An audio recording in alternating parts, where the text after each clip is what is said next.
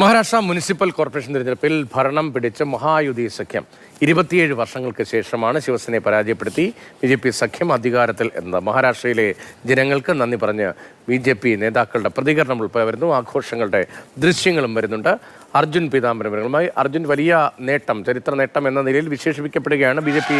നേതാക്കളുടെ ഭാഗത്തെ വിജയത്തിൽ. മറ്റു വിശദാംശങ്ങൾ എന്താണ്?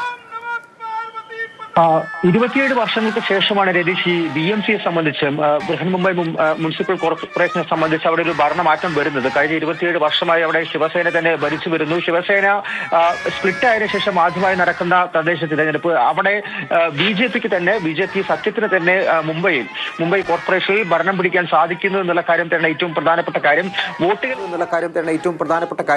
വോട്ടുകൾ എണ്ണി തീർന്നിട്ടില്ല, പക്ഷെ അപ്പോഴും ഒരു കംഫർട്ടബിൾ ആയിട്ടുള്ള ലീഡ് ഉണ്ട്. 127 സീറ്റുകളുടെ ഒരു കംഫർട്ടബിൾ ആയിട്ടുള്ള ലീഡ് നിലവിൽ ബി.ജെ.പി. സഖ്യത്തിനെ സംബന്ധിച്ച് മുംബൈയിലുണ്ട്. അതുപോലെ തന്നെ മറ്റ് പ്രധാനപ്പെട്ട കോർപ്പറേഷനുകളായിട്ടുള്ള പൂനെ, താനെ, നാസിക്, നാൻഡർ ഉൾപ്പെടെയുള്ള കോർപ്പറേഷനുകളിലെല്ലാം മഹായുതിക്ക് വ്യക്തമായിട്ടുള്ള ഭൂരിപക്ഷവും ലീഡുമുണ്ട് എന്നുള്ള കാര്യത്തിലാണ് ഏറ്റവും പ്രധാനപ്പെട്ടത്. ആകെ 29 മുനിസിപ്പൽ കോർപ്പറേഷനുകളിലേക്കാണ് തിരഞ്ഞെടുപ്പ് നടന്നത്. അതിൽ ബഹുഭൂരിപക്ഷവും ഇപ്പോൾ ബി.ജെ.പിക്കൊപ്പം തന്നെയാണ് നിൽക്കുന്നത്. ആകെ 2869 വാർഡുകളുണ്ട്. അതിൽ 1660 മുകളിലേക്ക് ബി.ജെ.പിയുടെ ലീഡ് കടന്നിരിക്കുന്നു. 172, അതായത് 200-ൽ താഴെ മാത്രമാണ് ശിവസേനയ്ക്ക്, പ്രധാനമായിട്ടും ഈ ഉദ്ധവ് താക്കറെ വിഭാഗത്തിനും അതുപോലെ രാജ് താക്കറയുടെ MNSനും ചേർന്ന്.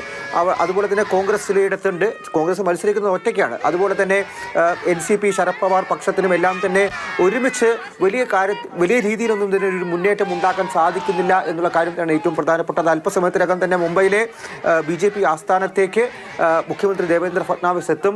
വലിയ രീതിയിലുള്ള ആഘോഷ പരിപാടികൾക്ക് അവിടെ തുടക്കം കുറിക്കും. അതിനുശേഷം വൈകിട്ട് ഇന്ന് രാത്രിയോടെ നാഗ്പൂരിലേക്കും അദ്ദേഹം പോകുന്നുണ്ട്. അവിടെ കേന്ദ്രമന്ത്രിമാരുമായിട്ടും അദ്ദേഹം കൂടിക്കാഴ്ച നടത്തുന്നുണ്ട്. എന്തായാലും ബി.ജെ.പിയെ സംബന്ധിച്ച് വലിയ നേട്ടമാണ്. രണ്ടാം സ്ഥാനത്തേക്ക് ബി.ജെ.പിക്ക് ശേഷം ഏറ്റവും കൂടുതൽ വോട്ടുകൾ നേടുന്നത് ശിവസേന ഷിൻഡെ പക്ഷമായി മാറുന്നു, ആ പാർട്ടിയായി മാറുന്നു എന്നുള്ളതാണ് ഏറ്റവും പ്രധാനപ്പെട്ട മറ്റൊരു കാര്യം.